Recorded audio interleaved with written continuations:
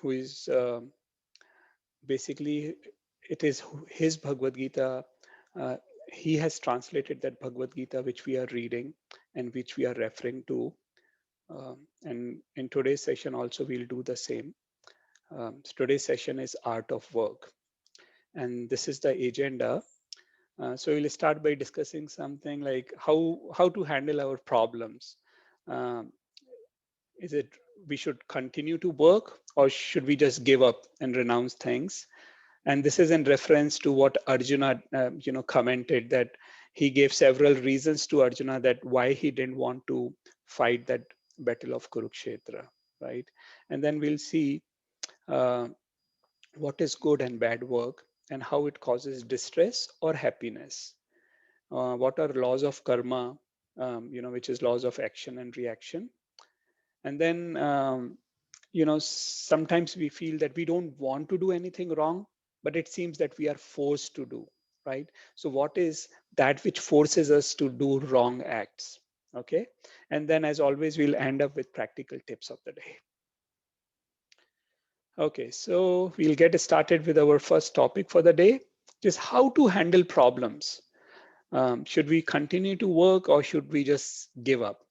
And it's because as we saw, in the first and second chapter, that first chapter was primarily when Arjuna gave the reasons that why he thinks that he should not be fighting, like his compassion towards his family members. He thinks that if everyone dies, he will not be able to enjoy, right? And then he had some fear of getting sinful reactions. And then he also told that, what will happen to family tradition if all the men, they die in the battle of Kurukshetra.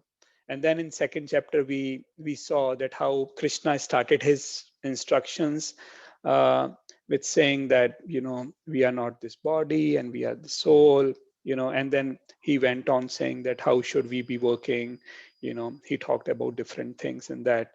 Uh, and in last session also we discussed that, how we can be successful. And if you saw during, uh, that whole discussion, we shared with you that how we should be working, how should we be doing our work, you know that we should focus on our work, we should not try to imitate others, we should not too much influenced by the world of comparison, right? So we will continue on that, like, how should we be working, what Krishna recommends to Arjuna on this part, right? So this was the confusion Arjuna had, which he asked Krishna in the third chapter of Bhagavad Gita. Arjuna vacha jayasi chet karmanaste mata buddhir janardana tat kim karmani gore mam niyojayasi keshava. So Arjuna asked, O Janardan, O Keshava, why do you want to engage me in this ghastly warfare if you think that intelligence is better than fruitive work? So here Arjuna was again confused by Krishna's instruction in the second chapter, because during the end of second chapter, what Krishna said, that, you should do nishkam karm, you should not be too much dependent on the results of your action, and you should become a good devotee, a good sadhu. So he thought becoming a good sadhu, good devotee means that, uh, he should not do his responsibilities of a kshatriya, of a leader, of someone who is fighting against the evil minded people, right? Because as we discussed, Krishna's whole intention was to establish Yudhishthir Maharaj as the king of Hastinapur, because Duryodhana was creating a lot of chaos, lot of problems, right? He was evil minded. So he wanted to establish Dharmaraj Yudhishthir on the throne of Hastinapur, right? So he wanted Arjuna to fight on behalf of him, on behalf and on for religiosity, right?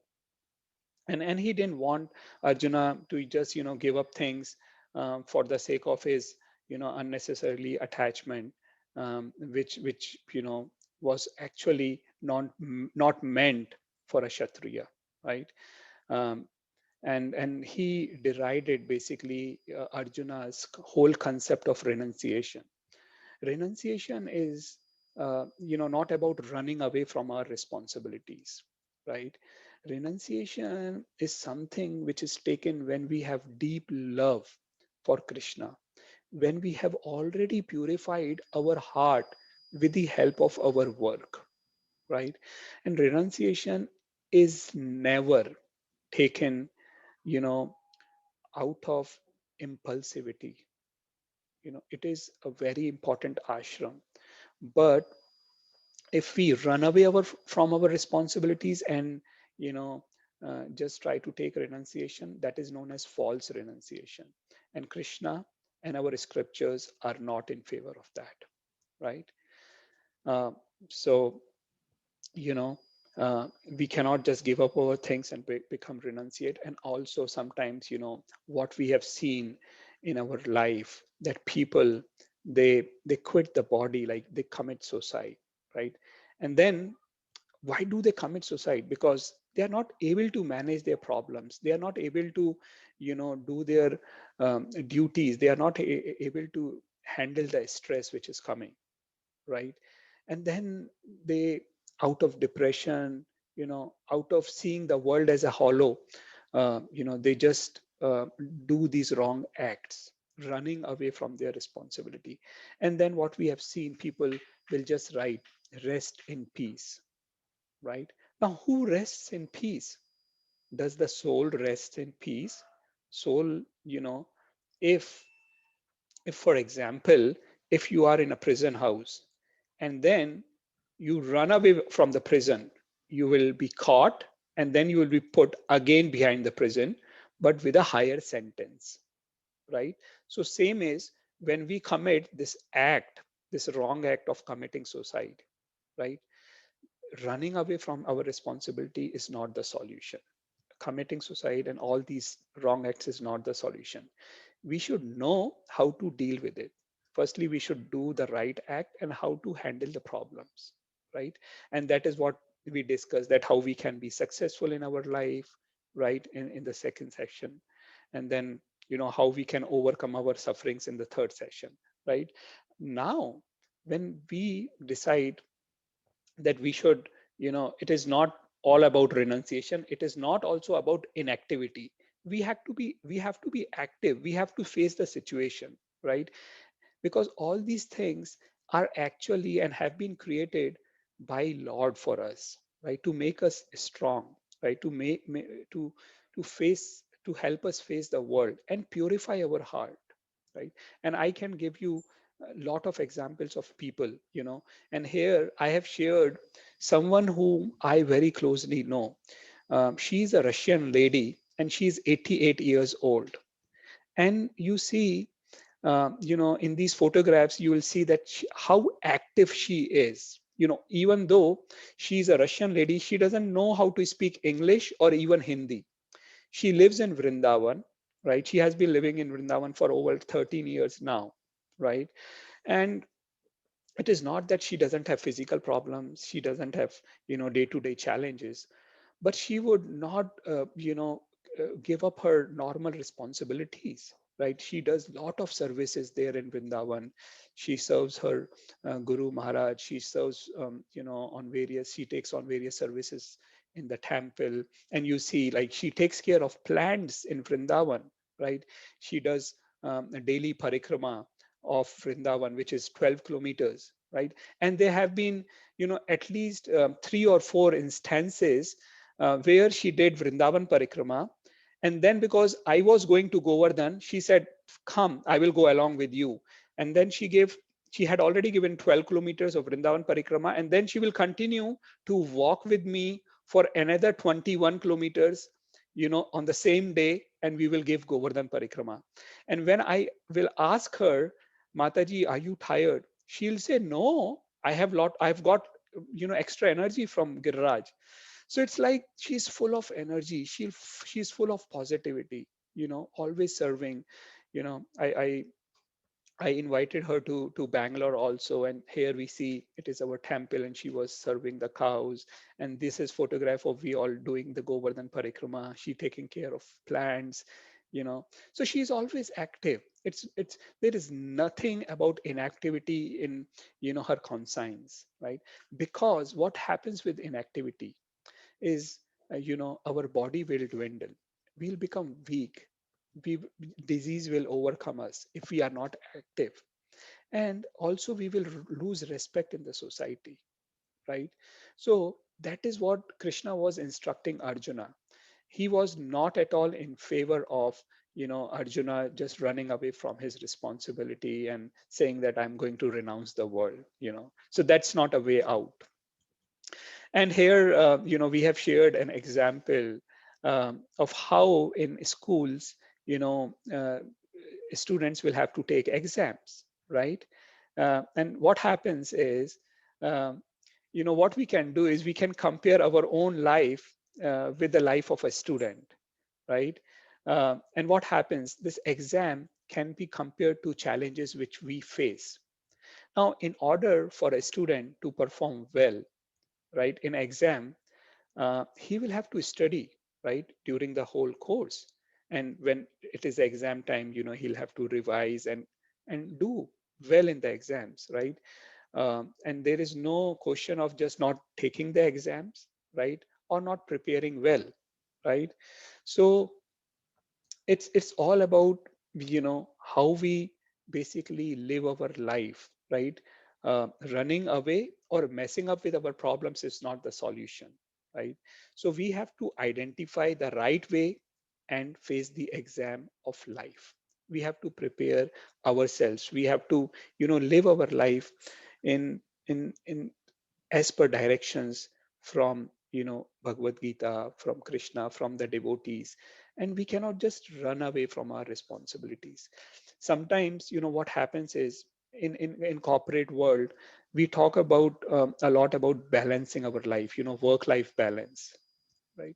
Unfortunately, what we have seen, that sometimes people they will overindulge, they will work like nothing, like workaholic, and then they will be frustrated, they will be exhausted. And what we always recommend to our team members, that you should avoid working extra hours, right? You should take leaves, right, regular leaves, so that you get time to rest. You should realize that you are working to take care of your families, and you are not just working for working, right? So it's we should not live of life of overindulgence and then sacrifice, right? Neither of this is good. We have to balance our life, right? It's not about you know just giving up things and running away. This no, no, that is not the option. And it also that we are doing things in a wrong and incorrect way. No, that's not the option, right? So now when we realize that Krishna is talking about that, no, Arjuna, you should not run away, you should not take renunciation, you should not be inactive, and you should continue to work, right? Then the question comes, how should we work? What is good work and what is bad work? Because our happiness and distress is all related with the work we do, right? Now, I'll give you some situations, right? And if someone can just unmute, or we are a small group, like, you can unmute yourself and, just tell me, what do you think is this? Like, you know, what are these acts? Are these good acts or the bad acts? You can just unmute yourselves and, just reply. Bad acts. Yeah, these seems to be bad acts, right? Shooting someone or hitting someone, right? And what about this, right? Uh, Charity or truth? What is it? Good acts. Yeah, these are seemingly good acts. Let's go deep into it. Like, these seemingly good or bad acts, is there something more into it? We should know something more, to basically judge these as good or bad acts, right? So what happens is, if you give a charity to a terrorist organization or charity to a drunkard, right? That's not good, right? So that means that, you should have little background. It's not just about charity. Charity has to be well placed, right? It has to be given to the right organization, to the right people, right? They should not misuse it in wrong acts, right? Then speaking truth to a butcher seeking the path of a runaway cow, right? If you tell the butcher that cow has gone in that direction, then, unfortunately, if we speak truth, then, butcher will definitely and undoubtedly kill the cow, right? So speaking truth at that point of time will not make sense. Or shooting by a soldier during the war, it's definitely not bad, right?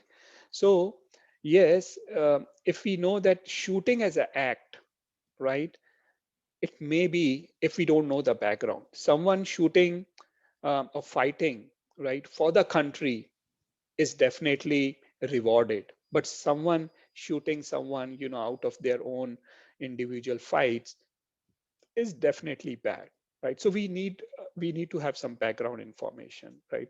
Or for example, authority punishing a criminal, right? If that criminal is not punished, he's creating chaos in the society, right? So here again, we see how, action by itself is not wrong or right, right? Good and bad depends more on intention, more on, why that person is doing what he or she is doing, right? I hope you all will agree to that, right? So if we are talking like this, like, good or bad, so what is good then, right? And do we have certain set of standards, right? For example, if we are working in a company, or if we are working in a hospital, or then we have certain SOPs, right? Standard operating procedures. And someone, who is abiding by those SOPs, those policies, those working instructions, those guidelines, employee is said to be compliant, as employee is praised or appreciated for what he or she is doing in the organization, right? Similarly, like we have this, BIS hallmarking for gold, which is a set in standard, right? And we would prefer taking a hallmark gold, right? So we have some set of standard on the basis of which we define, good or bad, right? So do we have a set of instructions or set of standard rules on how to live our human life, right? If we have these standards in our organizations, right, um, in commodities, for commodities, right, do we have these standards for our life? Who will say this is good and this is bad? And that platform is given by Bhagavad Gita. And Bhagavad Gita is actually a guideline, a instruction manual for us on how we should be living our life. How should we be doing our work, right? Now, let's discuss this. Now, this, undoubtedly is a bad karma, right? Which is known. It is in Sanskrit, it is known as vikarma. So there are three things: karma, vikarma, and akarma. Okay, vikarma is wrong act, right? So let me give you uh, a, a basic description of what these bad acts are and how we should avoid these four pillars of sinful life in order to live a spiritual life. That what are these four pillars of sinful life which are recommended by the Vedas, by Bhagavad Gita, and by Srimad Bhagavatam, that we should, you know, sort of restrict ourselves from committing these sinful things. And what are those? That there should not be any meat eating, right?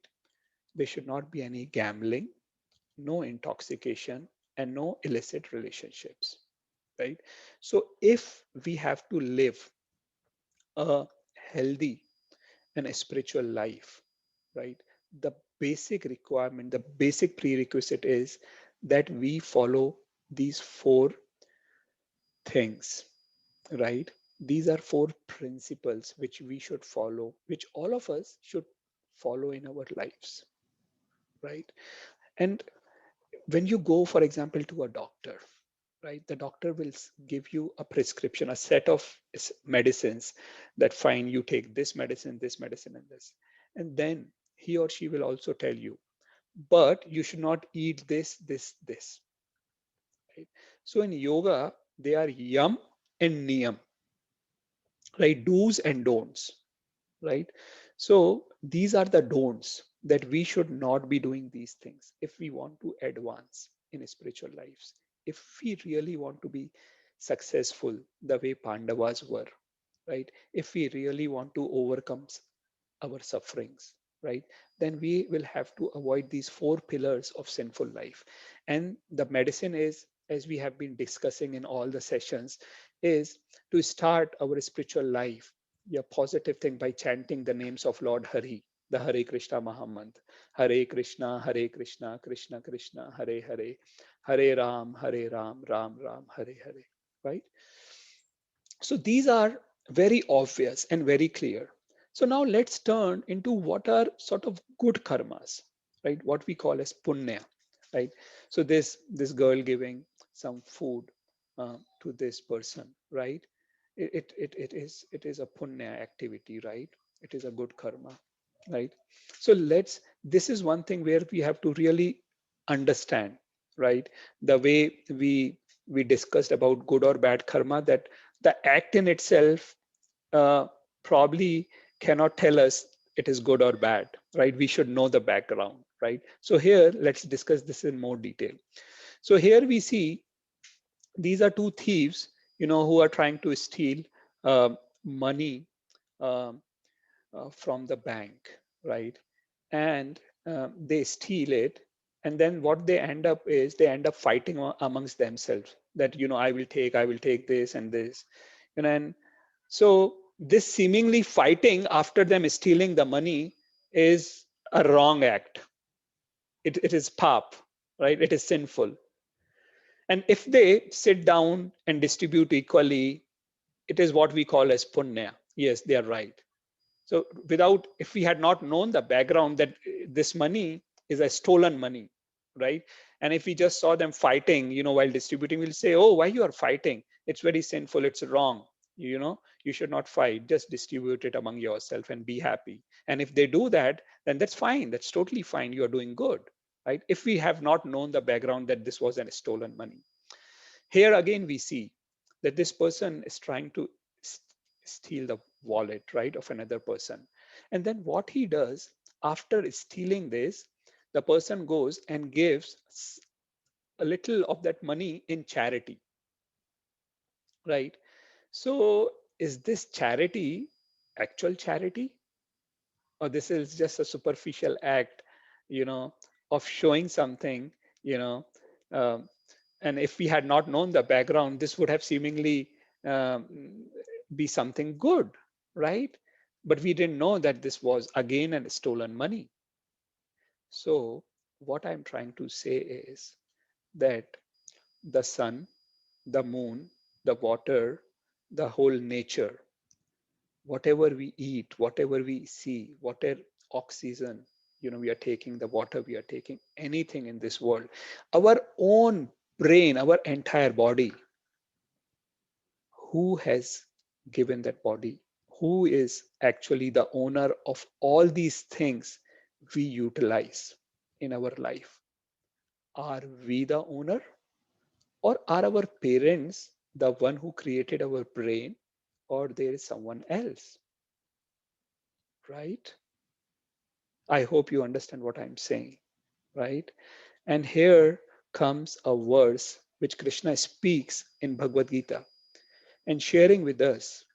Bhoktaram yagatapasam sarvaloka maheshwaram suhridaya sarvabhutanam gyatva mam shantim rachati. Krishna here is saying, Bhoktaram yagatapasam, that I am the benefactor. I am the benefactor of all the austerities and sacrifices people are doing.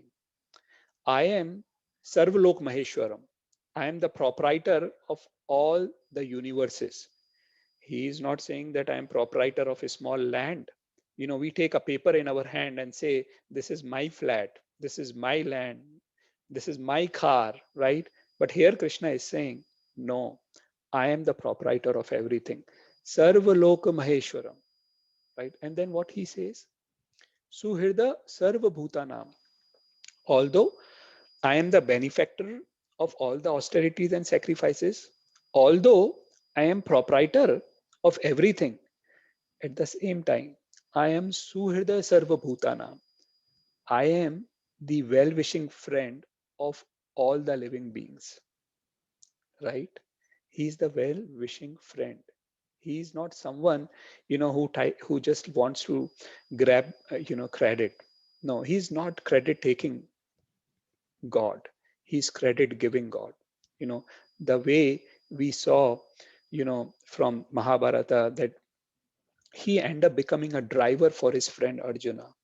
How he loved and took care of Sudama, how he protected Draupadi, right? How he protected, all the Pandavas. So we see that he is he is living by his words, Suhrday Sarva Bhutana, that he is the well-wishing friend of all. And then he says, Gyatva Mam Shantim Rachati. The person who knows these things lives in peace, right? So hereby we understand that first thing is that who is the owner of everything, right?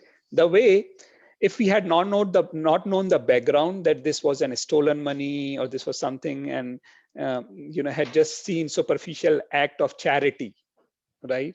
We could have assumed that this is something good, this is pious. But if we know the background that this is an stolen money, and then this act of charity is not good, it is not ethical, right? You should first give back the money to the person it belongs to, right? And then that person can decide what is to be done with that money, right? So here Krishna is saying that is why it is very important for us to understand Bhagavad Gita, right? Now I will give you one more example. Somehow, we love giving examples because examples clarify things for us. And that is the whole purpose. And we, to be very frank, these things are not my brainchild. I have been taught by my counselors, by my mentors, by Srila Prabhupada. If we read the Bhagavad Gita, we try to get all these things in the scriptures, right? So it is not I who am taking credit of anything. It is just, I'm giving some of my time to helping, people in the society. So here we see, the cashier is sitting in the bank, right? So a lot of money she collects and a lot of the money she gives out, right? As a cashier. And now her collecting money on behalf of bank or giving money to people on behalf of bank doesn't mean that any of the money belongs to her, right? She is representing the bank. But if sometimes she thinks that this is, I can take a part of it, and enjoy, then it will be a sinful activity, right? What she can do is that she can take money only as part of her salary, right, which is given to her at the end of the month, right? So what do we learn from this example? That everything in this world belongs to Bhoktaram Yagatapsam, Sarvalok Maheshwaram, right? Belongs to Krishna. And we have to utilize them for Krishna. What we can take is, we can take as a salary, we can take prasad, right? We can take only enough to live our life ethically and religiously, spiritually. That is what we call as prasad. So when we cook our food, right, we offer it to Krishna. And whatever comes, we then honor it. We then eat it. So that is prasad, right? So that is how we have to live our life, the way this cashier lives her life in the bank. And this is what is known as akarma.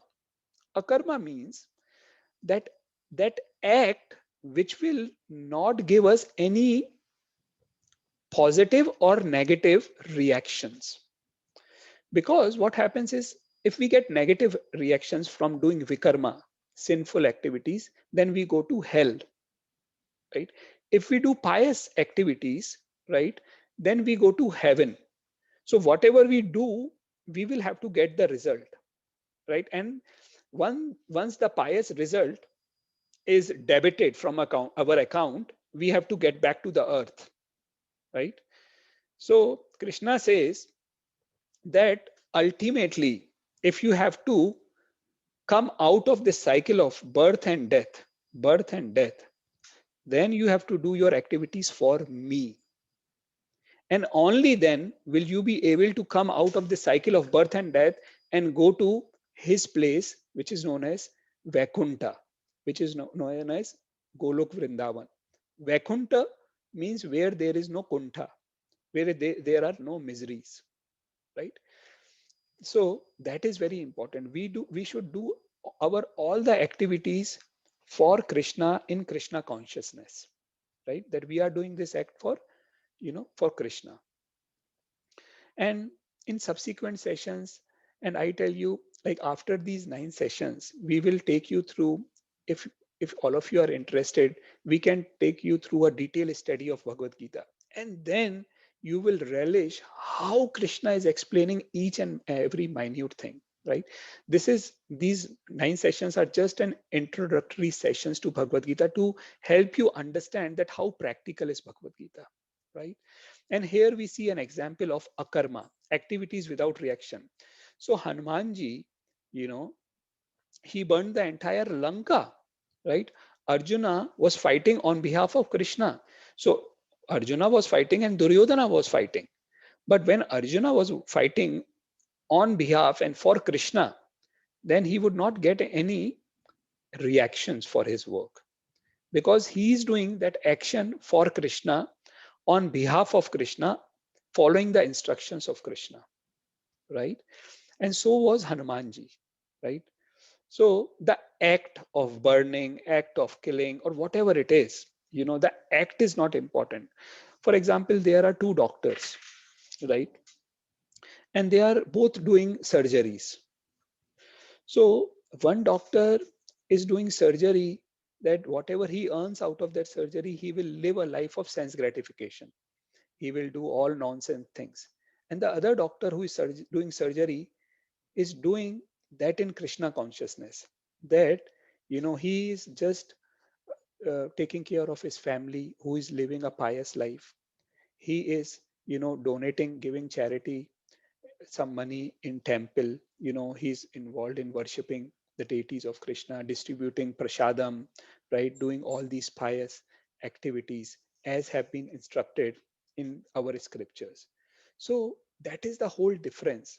Two people may be working in the on same system, in the same laptop, in the same office, but their consciousness of why they are working may be totally different, right? So it is not the act, but the purpose, but the consciousness with which we are doing an act is very important, right? So here are some of our learnings, that we should worship deity of Krishna, right? Offer foodstuffs to Krishna, maintain family members who are devotees of Krishna, distribute prasad to community, right? Give charity at the right place, right? Do ethical work. We cannot do unethical work, right? You have to do you know everything ethically, not just uh, following our corporate SOPs or our work SOPs, but also ethical, as have been directed and dictated by our scriptures, right? So here we see that human life is a junction. We are actually standing on a crossroad, and it is our choice where and which direction we have to go. It all depends. We can go to to hell, we can go to heaven, or we can go back to Krishna Lok, right? To Vaikuntha, to Golok Vrindavan. It is all dependent on how we are going to do our current activities, our current work, in what consciousness we are doing that. So here, Krishna in the third chapter is giving this instruction. Yajñarthat akarmano anyat loko yam karma bandhana tadartham karma kaunteya mukta sanga samachara. So here Krishna is saying work done as a sacrifice for Vishnu has to be performed. Otherwise, work causes bondage in this material world. Loko yam karma bandhana. Bandhana means bondage. Yang arthat karmano anyat. That we should do our work as a sacrifice for Vishnu. Yagna arth. We have to do our work as a sacrifice, right? Then tadartham karma kaunteha. O son of Kunti, therefore perform your prescribed duties for his satisfaction. For tadartham means for my satisfaction, for Krishna's satisfaction. Tadartham, his. Whenever you see something is written in capital letter, right? So that is denoting to the supreme personality of Godhead, Krishna or Vishnu, right? And in that way, you will always remain free from bondage. Mukta Sangha Samachar, right?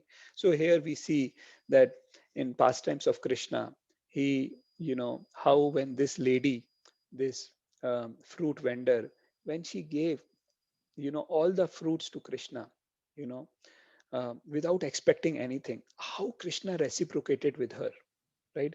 Krishna filled her basket with jewels, right? So this is a story from Srimad Bhagavatam.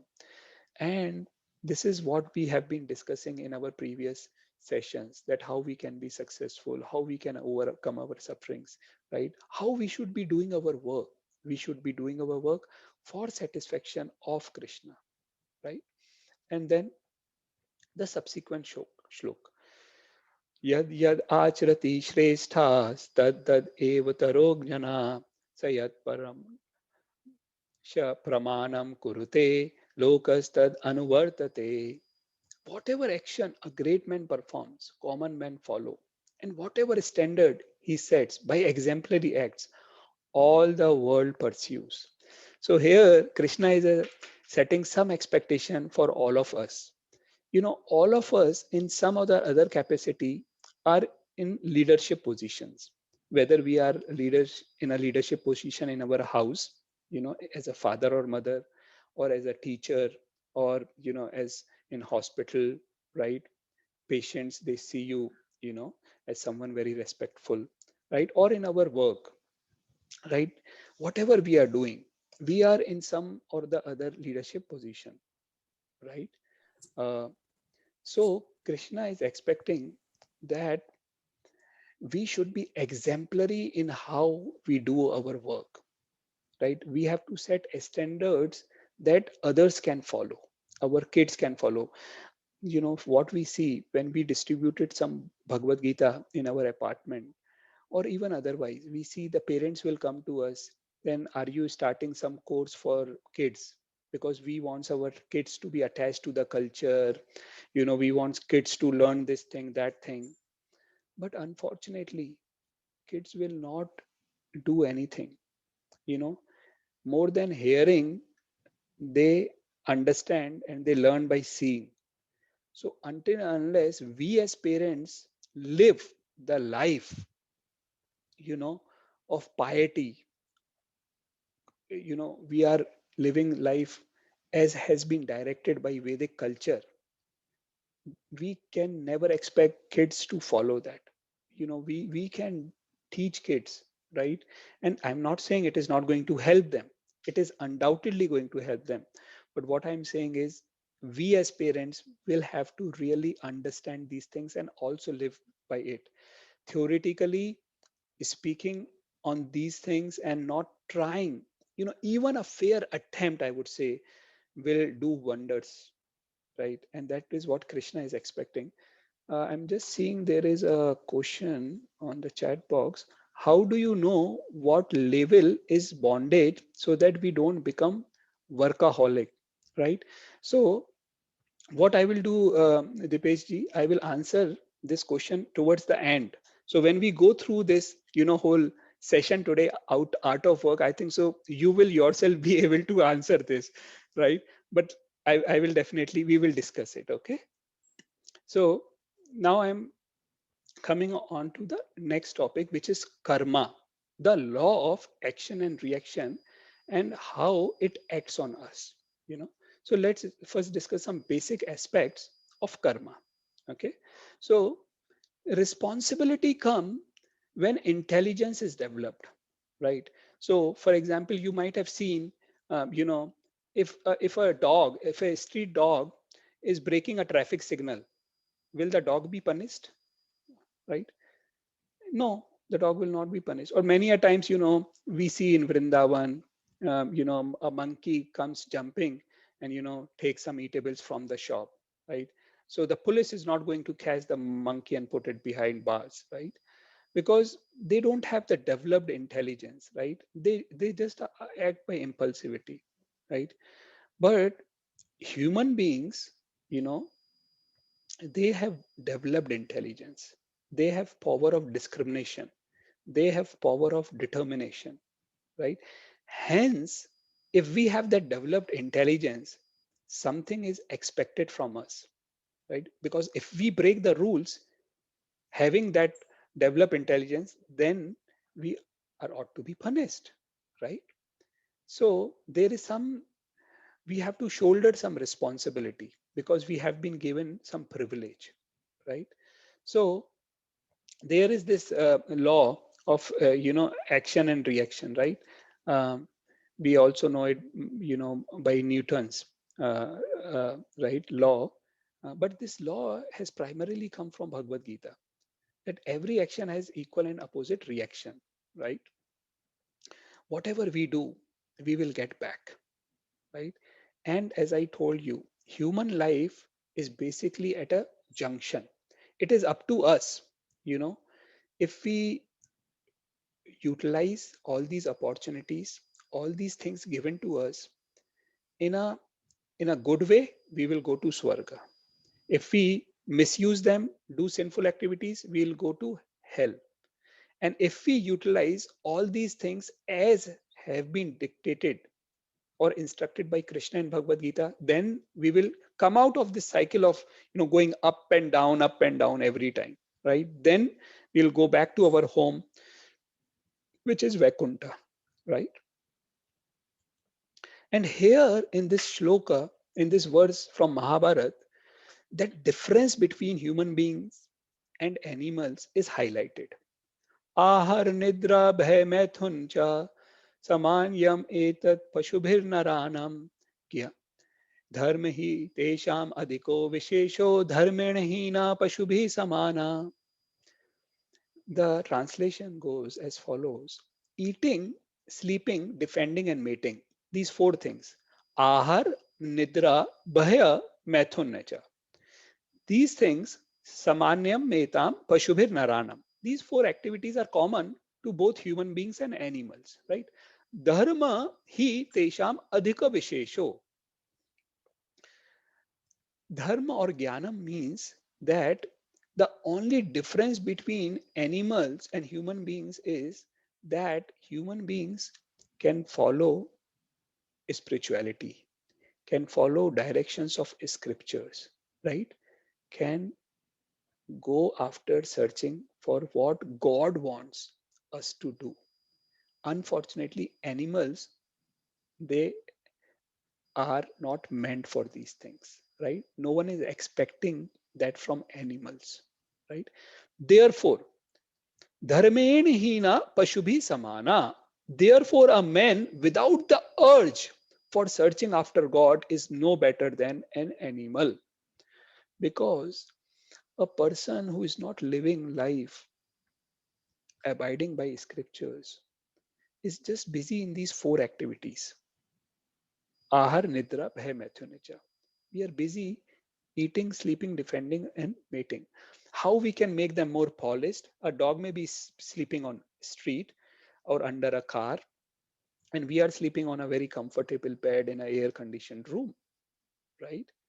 We may be eating on a very luxurious restaurant, or very good dining table, sophisticated food stuffs we may be eating, but the act is similar, that of eating. We may be defending ourselves, making, all these nuclear weapons and whatnot, right? And animals may just be protecting themselves or fighting with each other with their teeth or claws, right? And mating, right? Reproduction, all these things are common.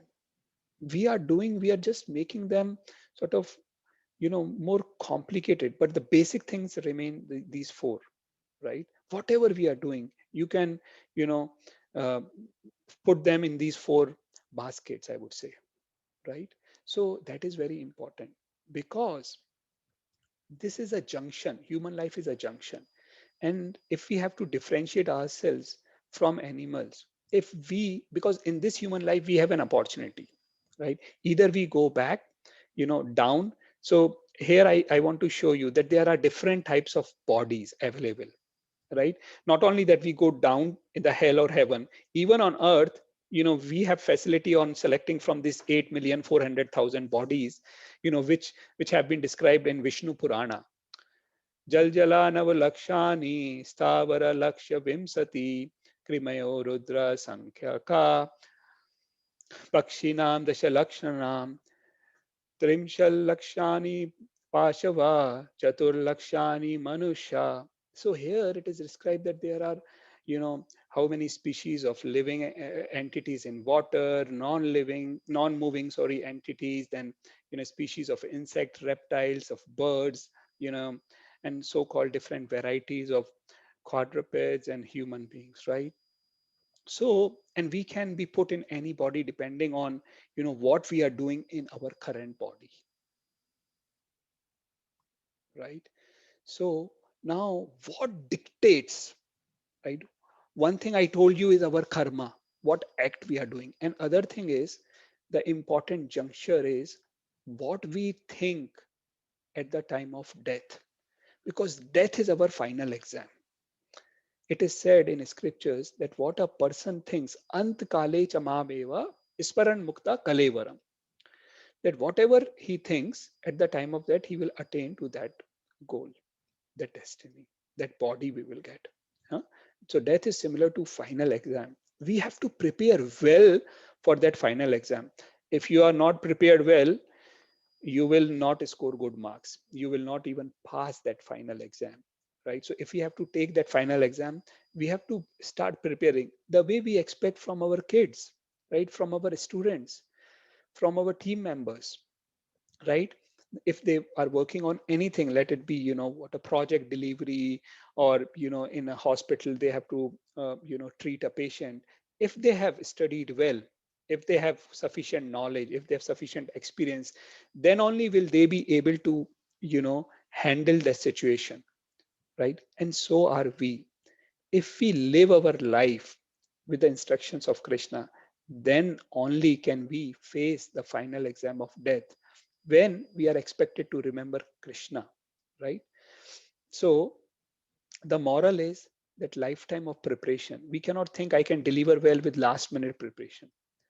Last minute, we cannot prepare because our body is in such a condition, unfortunately, that it will be very difficult to think of anything if we have not lived our life with that principle, right? So it is very important, right? Our consciousness at the time of death will define our destiny, right? So here Krishna is saying in this versa, yam yam vapi smaran bhavam tayati ante kalaivaram tam tam evati kaunteya sada tad bhava bhavita. Whatever state of being one remembers when he quits his body, O son of Kunti, that state he will attain without fail, right? So there are two things. One is what we are thinking at the time of death, and we discuss that how our activities during the course of our life will determine what we think, right? So for example, let's take an example of karma philosophy. So if karma, uh, what we have done during the course of our life, we have to, for example, take the body of the cockroach, right? But at the end of the, our on deathbed, at the time of death, somehow or the other, we thought that, about a palace or something big. then what will happen in our next life? Next life, we will become a cockroach in a palace. And that is what happened to this person. You know, this person whom I am showing you in this photograph was the will of Krishna. It was his plan for us to become serious in our spiritual life. This is Bharat Maharaj, who, renounced the whole world. It is said in our scriptures that he renounced his entire kingdom and he didn't look back the way we pass our stool and never want to look back on it. So he was so renunciate. But what happened that at the end of his life, he got attached to a deer in the forest, right? And because he got so much attached to that deer, in next birth, he took the body of a deer. But because he was such a pious king, he was such religious, and he lived a life of spirituality, right? He could remember everything, even in the body of deer. So he would not eat green grass. He would go to an ashram, live near the sadhus, the devotees, and only eat minimal, dry grass for the survival, right? And then after that, he got another body of Jad Bharata, which he became very, very exalted devotee, and then went back to Godhead. So this story was a example which was which Krishna wanted us to understand the importance of living our life with a consciousness, with the right consciousness, so that at the time of death, we have the right consciousness when we are leaving this world, leaving this body, right? So, but sometimes people say that if I don't know anything, if I'm ignorant of the law, if I don't know Bhagavad Gita, if I don't know scriptures, then what? Okay, so I will explain you what will happen. Now, this is a car, who is driving, who says that he didn't know the speed limit, right? Now, what will happen to this person? He will be caught and he cannot say, I'm sorry, I didn't know the speed limit. So, if you are driving, it is a prerequisite that you should follow the law of the land, right? Otherwise, you will be punished. Now, if we don't follow principle of hygiene, right, then what will happen, right? You say, I didn't know that I will get infection, right? But that is, ignorance is not going to help you. It is not a reason that you will not get the reaction, right? For example, if there is a child, right, and child puts hand in the fire, will the child say that I didn't know I will burn my hands? And will the fire not burn the hand of a child, right? So what we are saying is ignorance of law is not a reason that we will not get the reaction, right? So ignorance of truth of life, if we end up doing sinful activity, right, then we will have to suffer. So we have to be very cautious. We should understand, try to understand these things, right? Because human life, being endowed with higher intelligence, provides us an opportunity to become free from ignorance. We have that intelligence, right? We know, fortunately, we have all taken birth in pious land of Bharatvarsh, right? Where from the very day we are born, people around us talk about karma, talk about that we are the soul. Even a farmer on a field would know these basic things. That is piety of taking birth in Bharatvarsh, right? And we should try to utilize this opportunity given to us. This is, you know, sometimes we say this is a lifetime opportunity, you know, but this opportunity what we have got, we fortunate people who have taken birth in Bharatvarsha, this opportunity maybe we have got after taking 8,400,000 births already. Very rare opportunity. So we should try to follow this judiciously, right? And now I come to the last topic of today, which is sometimes we see that it seems we are forced to do something, even if we are trying to restrict that I don't want to do this thing, right? But somehow, we are pushed. So what is that which is pushing us to do that wrong act? We try to be determined that from tomorrow, I will chant the Hare Krishna Mahamantra. I will not do any of these four sinful activities. But then there is something which goes wrong, right? Something which is pushing us to do those sinful activities, right? So what is Krishna and Arjuna discussing about this in Bhagavad Gita in the third chapter? So Arjuna is asking this question to Krishna. Now I'm saying, see, these are the practical questions, right? We all face in our life. And Arjuna is asking this question on the battlefield of Kurukshetra, right? So now we understand this Bhagavad Gita is not something, it's very, very practical. It's not something hypothetical or impractical, or it's not applicable now. It is as applicable and it's very practical, right? So Arjuna says, अथ केन परयुक्तोऽयं पापं चरति पुरुषः अनिच्छम् अपि वार्ष्णेय बलाद् एव नियोजिता. Arjuna said, O descendant of Vrishni, by what is one impelled to do sinful acts, even unwillingly, as if engaged by force? Right? So Arjuna is asking this, that sometimes we are, forced to do something sinful. And what is that? Right? So Krishna replies that Shri Bhagavan Vacha Kama Esha Krodha Esha Rajoguna Samudbhava Mahashano Mahapapma Enam Ehaverinam. The Supreme Personality of Godhead said, it is lust only, Arjuna, which is born of contact with the material mode of passion and later transformed into wrath. Wrath is anger, wrath, and which is the all devouring sinful enemy of this world. So here Krishna is saying it is lust only which is forcing us to do all these sinful activities. So, what is this lust? Huh?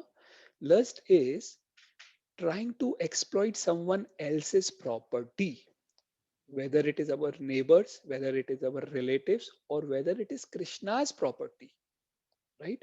We cannot exploit, right? We have to abide, we have to be respectful, we have to know who is the owner, right? We cannot live life of exploitation, right? We cannot just keep exploiting others, right? And we have to be respectful, we have to be conscious that this sun, moon, earth, water, fire, air, everything what we are having, you know even like someone can say that this mobile phone, this has come by made by Apple company, right?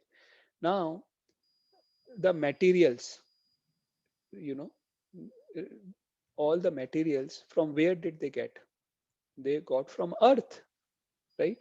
The brain which they are utilizing, right, to develop those software, right, in the mobile phone, everything is coming from the brain. And who has created this brain, right? Everything ultimately belongs to Krishna, right? So everything belongs to God. Now, so how to handle this situation, right? So how to then control and overcome this lust, right? How to walk away from this tendency of exploitation, right? So let's see, Krishna is giving that reply in Bhagavad Gita. Indriyani manobhuddhir Asya dishtanam uchyate eter vimoha yatesha jnanam avritte dehinam. The senses, the mind, and the intelligence are the sitting places of this lust.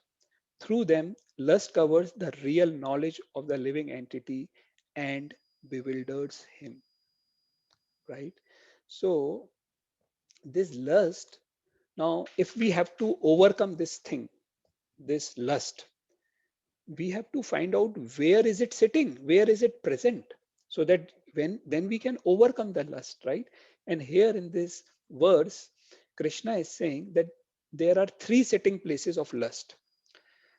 Lust is sitting at Indriya, Mana, and Buddhi. Indriya means senses, mind, and intelligence. So these are three sitting places of lust: senses, mind, and intelligence. Through them, lust covers our real knowledge. The real knowledge, the determination we sometimes make that I will not do sinful activities. I will chant my, Mahamantra seriously, sincerely, regularly, right? And I will try to live the life by Bhagavad Gita. But then, something goes wrong. So what goes wrong is the senses, mind, and intelligence. So then let's see how to control these senses, mind, and intelligence, right? So these are five senses, right? Eye, ear, nose, tongue, right, and touch. So how should we control these senses? These senses can be controlled by engaging them in spiritual activities. By eyes, try to see deities of Krishna, arch vigrah form of Krishna, photographs of Krishna, you know, try to hear the chanting, the Maha Mantra which you are chanting, or the class, for example, you are listening to now. You are trying to hear it. You are utilizing that sense in Krishna's service. Try to smell, flowers which have been offered on the lotus feet of Krishna, right? Or to food, you are smelling, the tasty, the nice smell which is coming from the prasadam, the food which has been offered to Krishna. From tongue, you utilize it by honoring the prasadam, right, which has been offered to Krishna, right? Or tongue by utilizing it in speaking Krishna katha, right? So, and touch, the sense of touch by chanting on beads. When you chant on beads, it is all very well, it is all related. Our this scriptures, they are very scientific in nature, right? So when you take the beads in your hand, that is very helpful, for controlling our mind, right? So the mind can be controlled by mantra. Mantra means one which controls the mantra. So we chant this mantra: Hare Krishna, Hare Krishna, Krishna Krishna, Hare Hare, Hare Rama, Hare Rama, Rama Rama, Hare Hare. The way, Krishna killed all the demons, all the evil minded people, the way Ram killed Ravan. Oh, holy name of Krishna, Hari, and Ram, kill all the anarthas from my heart, purify my heart. We have to pray in this mood when we are chanting this mantra, right? We have to listen this mantra when we are speaking, listen carefully, because through our ears will it go in our heart, and then it will purify the heart from all misgivings, right? And then how do we utilize our intelligence is what we are doing now. We are utilizing our intelligence to understand Bhagavad Gita, right? Understanding instructions of Bhagavad Gita, trying to read our scriptures like Ramayana, Mahabharata, Srimad Bhagavatam, Bhagavad Gita, right? So this is how we can utilize our intelligence. And if we utilize our senses, mind, and intelligence in service of Krishna, right, then we will be able to overcome our tendency of exploitation, right? And then we will be able to control ourselves. Then we will, then, you will see that how you are in control, not that anyone else is in control. Even your everything, I can tell you practically, you will even have control on your dreams. And I can tell you this by my own example, that you will have full control even on your dreams, right? So, and this I'm sharing by my practical example, that if you really take up these things and try to apply these things, how blissful your life will be, right? So this is the request, that if we want to stop all these anarthas, right, we should take these devotional things like hearing, reading, chanting, and offering our food to Krishna, right? So that we stop all these bad things and have full control of ourselves, and try to utilize our life, in pious activities. So as always, I will share some practical tip. So the essence is that we should read Bhagavad Gita regularly, you know, Yes, it is good that you all are attending the class on Sunday, right? Uh, I'm also giving the quiz. You are trying to take the quiz also, which I hope is helpful, is helping you, right? Uh, but it is also good if you can, read Bhagavad Gita on your own. If you don't have a hard copy, I have shared a soft copy also with you, you know, uh, or you can just tell me, I can courier the hard copy to you or deliver it to your house, right? Because ignorance of law cannot save us from reactions, right? We have to need to understand what is right, what is wrong. Purpose behind work is more important, right? Don't become judgmental. Just by seeing anyone doing anything, you cannot uh, judge a person, right? And work should be done in accordance with the law of Gita, right? And control lust by regular chanting, reading, and hearing. And here is a link. You know, I share the soft copy of slides with you in the group, so you can take the link from here. Otherwise, I have also shared the link with you on WhatsApp group. If you don't have, you can ask me again. I will give it to you. Okay. So this verse is the same verse we always chant. Krate yadhyayato Vishnum Tretayam yajuto makhe dwapare paricharyayam kalo tadhari kirtana. It is saying that the same thing which was achieved in Satyuga by doing meditation in Treta Yuga, by doing fire sacrifice, Dwapar Yuga, by deity worship, same benefit we can get by chanting the names of Hari in form of Hare Krishna Mahamant, which is said in Kali Santrana Upanishad. Hare Krishna, Krishna Krishna, Hare Hare, Hare Rama, Rama Rama, Hare Hare. Iti sodakasam nam nam kali kalmasha nashanam nata parantaropaya sarva vedeshu drishyate. Right? These 16 names, composed of 32 syllables, are the only means to counteract the evil effects of Kali Yuga. In all the Vedas, it is seen that to cross the ocean of nescience, there is no alternate to the chanting of the holy name. So I hope that all of you have started chanting the Mahamantra. You know, it is very helpful. It will really help you, and how I said it's really going to transform your life. So now I will like to take that question which had come to me, that how do you know what level is bondage so that we don't become workaholic, right? So the thing is, what Krishna wants us is whatever we are doing, whenever we are doing, we should do in his consciousness, in Krishna consciousness, right?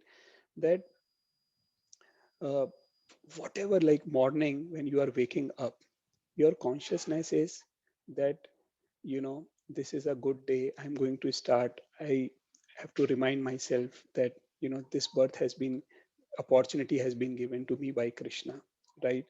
You start by cleaning your body, right? Doing some meditation, worshiping God, right? And then you take prasadam, you go to office, right? Take prasad, which food which has been offered to Krishna. When you go to office, you go in a right consciousness. When your morning will be so healthy spiritually, when you go to office, I can tell you that you will see, when you take up these spiritual practices, of chanting, of reading, understanding, you know you will become so efficient. You will not even believe it, right? I tell you. But when you are working, you will have, I tell you, you will have a very cool, very clear mind, right? And you will not be agitated in your office. Sometimes, we get sort of so many things which seemingly, may make us depressed, frustrated, right?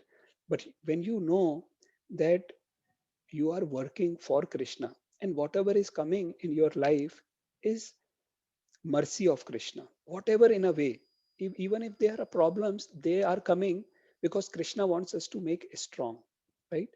Problems are not, you know, just that we run away, right? Which is what Krishna is telling. Problem are coming that we face them, right? So we have to face them. Now the thing is, when we come back from our work, uh, we again, you know keep our cool head, take care of our family, try to read something again from Bhagavad Gita, from Bhagavatam. There are so many stories, right?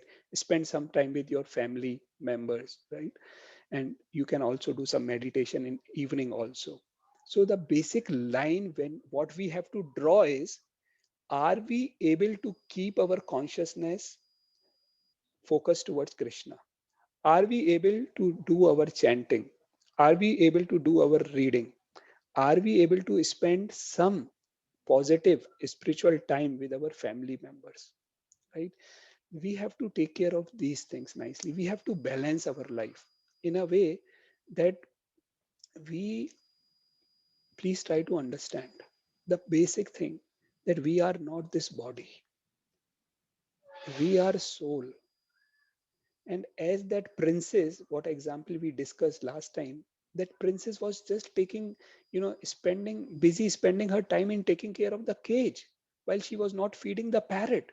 So if we spend our whole lifetime just taking care of this body or things related to this body, and we are not doing anything, we are not nourishing the soul, then is it wise, right?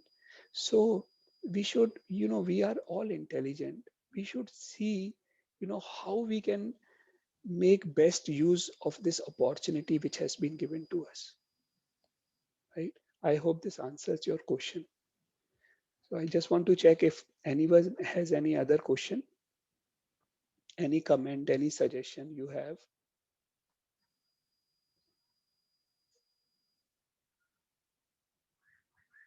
Okay, so if you don't have, then we will end the session. My only request to you is, please, take this spiritual life, start chanting. If you have any doubt, any question, if you want to discuss anything, you know, you can always call me up, send a message on my WhatsApp. I can help you out. Okay. Hare Krishna. Hare Krishna. Thank you.